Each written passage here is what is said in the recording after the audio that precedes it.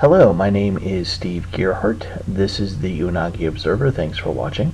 And earlier in the year, I said that I wanted to do 2 restaurant reviews, so this will be the first one. And it is located here in Baltimore, and it is called, it's a long name, Katana Japanese Cuisine Sushi and Ramen Noodles.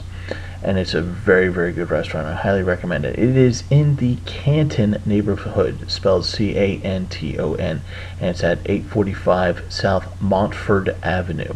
The hours are pretty good. They're from like basically 10 a.m. to 11 p.m. So you got plenty of time to go in there and enjoy the stuff. So we got, as part of our menu, we definitely went in there, got different things. She tried the chicken ramen noodle, which was very, very good, and the noodles were nice and thick, gel-like soup almost, and scallions, and just a right hint of seasoning in there, not overpowering, and just let the chicken be chicken. Highly recommend it. As a matter of fact, I was a little bit jealous. We had started off with a shumai, and if you ever learn how to make shumai, you learn how ridiculously easy it is to make. So while it's a very good, and you would be happy with your choice if you got that as your appetizer, I would actually recommend that you get something a little bit more exotic. And so I had a sushi entree.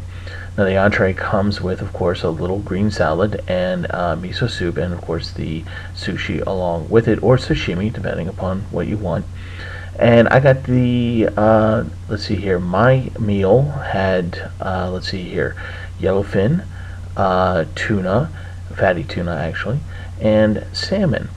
Now, I started off with the green salad, and it's just as it sounds, just kind of, just less with the ponzu ginger dressing, and it was actually pretty good, but it's a salad, it's very basic. The miso soup kind of threw me off a little bit. I'm not used to having a slightly sweet miso soup. It was very good. I really enjoyed it, and I would get it again, but again, it throws me off a little bit. The sushi itself was very good. The fish was very, very fresh.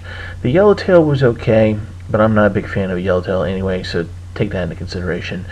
But the tuna was just nice and fatty and had just the right, almost metallic taste to it that I enjoy.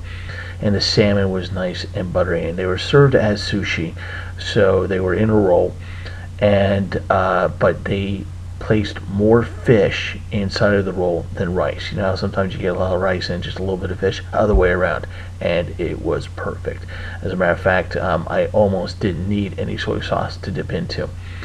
And the other part of the Katana is that the atmosphere is really neat.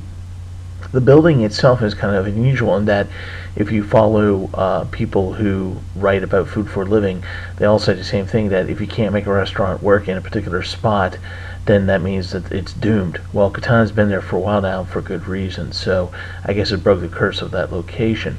But it's really neat because originally it was a bar, so when you first walk in, you actually will walk into what looks like a bar, and then you actually go into the seating area.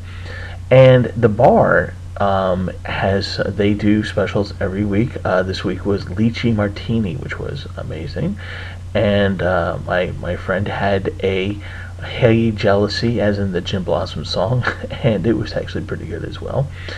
And just generally speaking, everything was done very quickly. It's very clean in there, just like the way you would want a restaurant to be.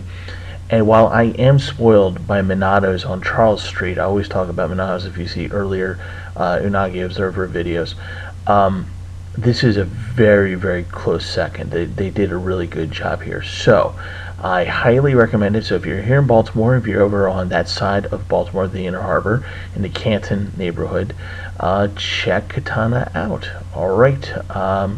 Again, my name is Steve Gearhart. This is the Unagi Observer, and thanks for watching, and I'll see you guys next week.